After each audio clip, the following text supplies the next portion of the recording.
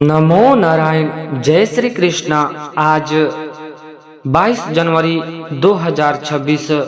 आइए आप सब श्रवण करेंगे माघ मास महात्म अध्याय 19 की कथा। तो आइए। ओम नमो भगवते वासुदेवाय नमः। नारायणं नमस्कृत्य नरं चैव नरोत्तमं देवी सरस्वती व्यासं ततो जयेत मोदीरयेत। प्रिय भक्तों, आप सभी का स्वागत है आपकी अपने YouTube चैनल विकास मिश्रा भक्ति में। आप सभी का हृदय से स्वागत करता है। तो आज हम आप सभी को सुनाने जा रहे हैं माघ मास महात्म 19वां अध्याय की कथा, जो हमें भक्ति, भावना, वैराग्य और भगवान श्री हरि नारायण की करुणा का अद्भुत ज्ञान देगा। तो कथा में बने रहिए और कथा को श्रद्धा पूर्वक श्रवण कीजिए। दो कथा इसमें आप सभी को सुनने को मिलेगा, तो बने रहिए और कथा को श्रद्धा पूर्वक श्रवण कीजिए। राजन नारद जी कहते हैं कि हे धर्मराज, माघ मास में किया गया छोटा सा भी पुण्य कर्म असंख्या जन्मों के पाप को नष्ट कर देती है। एक समय की बात है, एक अत्यंत निर्धन ब्राह्मण था। उसके पास ना ही धन था और ना ही अन्न था, पर उसके हृदय में भगवान श्री हरि नारायण विष्णु की अटूट श्रद्धा भक्ति थी। माघ मास का पावन समय आया। ठंड अत्यंत कठोर थी, शरीर कांप रही थी, परंतु ब्राह्मण देवता ने निश्चय किया कि चाहे मेरी प्राण रहे या चली जाए, पर माघ स्नान और श्री हरि नारायण भगवान विष्णु की स्मरण नहीं छोड़ूंगा। उनका नाम का जाप करता रहूंगा। प्रतिदिन प्रातः काल वह शीतल जल में स्नान करता, केवल नारायण नारायण मंत्र का जाप करते रहते ब्राह्मण देवता। तब तक बैठकर सूर्य देव का अर्घ दे देते। उसके पास ना ही वस्त्र थे और ना ही ब्राह्मण देवता के पास दान देने का समर्थ था, पर उनकी श्रद्धा से उनका सबसे बड़ा दान थी। एक दिन अत्यंत शीत के कारण ब्राह्मण देवता तट पर ही गिर पड़ा और वहीं उसके प्राण निकल गए। हे राजन, उस क्षण वैकुंठ से भगवान श्री हरि नारायण के दूत प्रकट हुए। उन्होंने कहा, हे ब्राह्मण देवता, माघ मास में स्नान, जप और संयम का पालन करते हैं, उनके समस्त पाप नष्ट हो जाते हैं। क्षण भर में उनका साधारण ब्राह्मण को दिव्य विमान में बैठाकर वैकुंठ में लेकर गए। न ब्राह्मण देवता यज्ञ किए थे और ना ही बड़ा कोई दान किए थे, न भारी तपस्या किए थे, केवल माघ मास में स्नान किए थे, श्रद्धा भक्ति भाव किए थे और श्री हरि नारायण भगवान विष्णु की पूजा अर्चना की थी।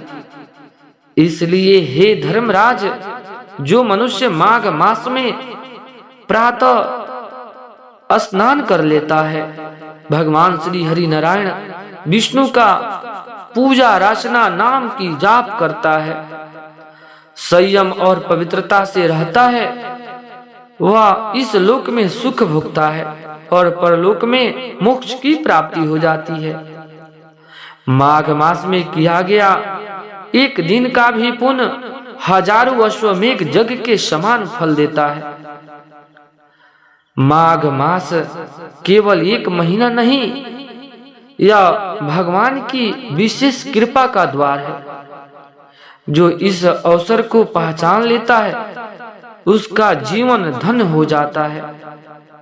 अगर आप सभी को यह कथा प्रिय लगी हो तो वीडियो को लाइक जरूर कर दें और अपने मित्र के पास, अपने परिवार के पास शेयर जरूर करें। और ऐसे ही भक्ति रस में भरे प्रसंग के लिए विकास मिश्रा भक्ति चैनल को सब्सक्राइब करना ना भूले। तो आइए एक और दूसरा कथा श्रवण करते हैं। अध्याय 18 की कथा में आप सब भक्त ने श्रवण किया कि 5 कन्या थी और एक ब्राह्मण देवता जो कि सरोवर में स्नान करने आए और कन्याओं ने मिलकर उनसे विवाह करने की वार्तालाप करने लगी। तो आइए आगे की कथा हम सब मिलकर श्रवण करते हैं। वह 5 कन्या इस प्रकार विलाप करती हुई बहुत देर प्रतीक्षा करने लगी, अपने घर लौटी। जब घर में आई तो माताओं ने कहा कि इतना विलंब तुमने क्यों कर दी? तब कन्याओं ने कहा कि हम किन्नरों के साथ क्रीड़ा मने अर्थात खेलने गए थे, सरोवर पर थी और कहने लगे कि आज हम थके हुए हैं और जाकर लेट गई। वशिष्ठ जी कहने लगे कि इस प्रकार से आश्चर्य को छुपाकर वह विहर की मारी पड़ी गई। उन्होंने घर में आकर किसी प्रकार की खेल नहीं की। वह रात्रि उनको एक जुग की समान बीती। सूर्य नारायण भगवान के उदय होते ही वह अपनी आपको जीवित मानती हुई माताओं की आज्ञा लेकर गौरी माता की पूजा करने के लिए गई। कन्या वहां पर जाने लगी। उस समय ब्राह्मण देवता भी स्नान करने के लिए सरोवर पर आए। उनके आने पर कन्याओं ने वहां किया जैसे कामलिनी प्रातः काल सूर्योदय को देखकर कहती है। उनको देखकर नेत्र खुल गए और उस ब्रह्मचारी के पास चली गई।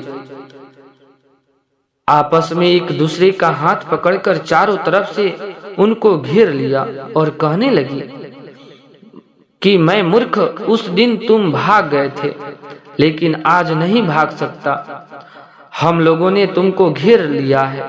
ऐसा वचन सुनकर बाहु पास में बंधे हुए ब्राह्मण देवता ने मुस्कुराकर कहा, तुमने जो कुछ कहा सो ठीक है, परंतु मैं तो अभी विद्यारंभ और ब्रह्मचारी हूँ। गुरुकुल में मेरा विद्यारंभ पूरा हुआ है। पंडित को चाहिए कि जिस आश्रम में रहे उसके धर्म का पालन करे। इस आश्रम में मैं विवाह करना धर्म नहीं समझता। अपने व्रत का पालन करके और गुरु की आज्ञा पाकर ही विवाह कर सकता हूँ, जिससे पहले नहीं कर सकता। यह बात सुनकर वह कन्या इस प्रकार बोली जैसी वैशाख मास में कोयल बोलती है। वह कहने लगी कि धर्म से अर्थ और अर्थ से काम और काम से धर्म फल का प्रकाश होता है।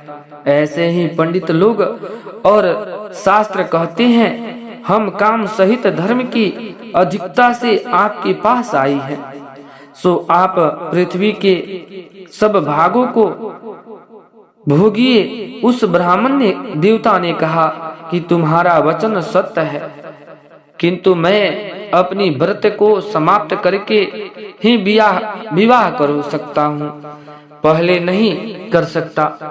तब वे कन्या कहने लगी कि तुम मूर्ख हो, अनोखी औषधि ब्रह्मा बुद्धि रसायन सिद्ध अच्छे कुल की सुंदर नारियां तथा मंत्र जिस समय प्राप्त हो तब ही ग्रहण करना चाहिए, कार्य को टालना नहीं चाहिए। केवल भाग वाले पुरुष ही प्रेम से पूर्ण अच्छे कुल से उत्पन्न स्वयं वर चाहने वाली कन्याओं को प्राप्त करते हैं। कहा, हम अनोखी नारियां, कहा आप तपस्वी बालक। यह मेल मिलाप में विधाता की चुराई ही है। इस कारण आप हम लोगों के साथ गंधर्व विवाह कर ले। इसे ऐसा वचन सुनकर उस धर्मात्मा ब्राह्मण देवता ने कहा कि व्रती रहकर इस समय विवाह नहीं करूंगा, मैं स्वयंवर की इच्छा नहीं करता।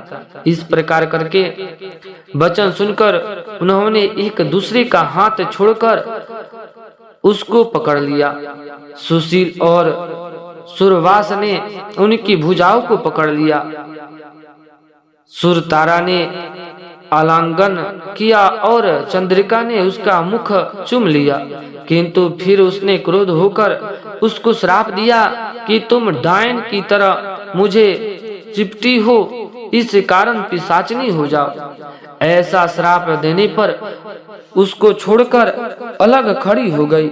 उन्होंने कहा कि हम निरपराधी को वृथा क्यों श्राप दिया?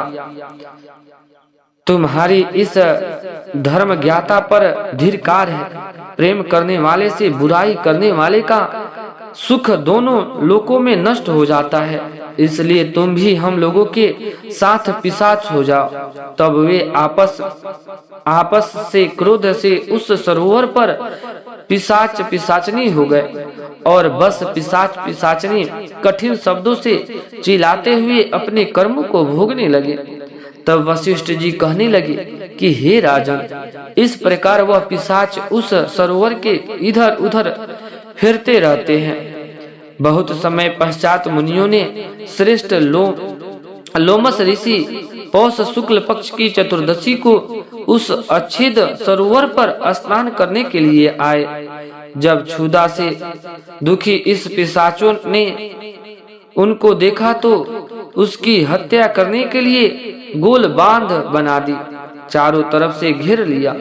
वेद नीति निधि ब्राह्मण देवता भी वहां पर आ गए और उन्होंने लोमस ऋषि को साष्टांग प्रणाम किया।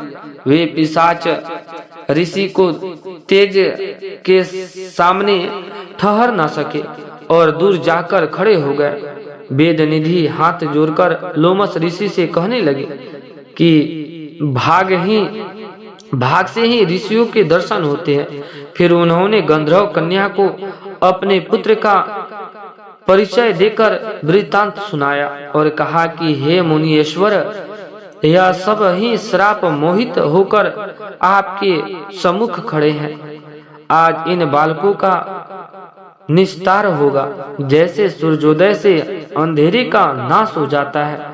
वशिष्ठ जी कहने लगे कि हे पुत्र के दुख से दुखी हुए वेद निधि ब्राह्मण देवता के ऐसे वचन सुनकर लोमस ऋषि के नेत्रों में जल भर आए और वेद निधि से कहने लगे कि मेरे प्रसाद से बालकों को शीघ्र समृद्धि पैदा हो। मैं उनका धर्म करता हूँ, जिसे इसका आपस का ज्ञान विलीन हो जाए। माघ मास महात्मा अध्याय 19 की कथा समाप्त होती है। अगर आप सभी को यह कथा दिल को छुआ हो तो विकास मिश्रा भक्ति चैनल को जरूर से जरूर सब्सक्राइब कर दे, लाइक करे और कमेंट में नमो नारायण जरूर से जरूर लिख दे। आप सभी का दिन भगवान श्री हरि नारायण की कृपा से सदैव सुख शांति समृद्धि धन की प्राप्ति हो और सभी पाप नष्ट हो जाए।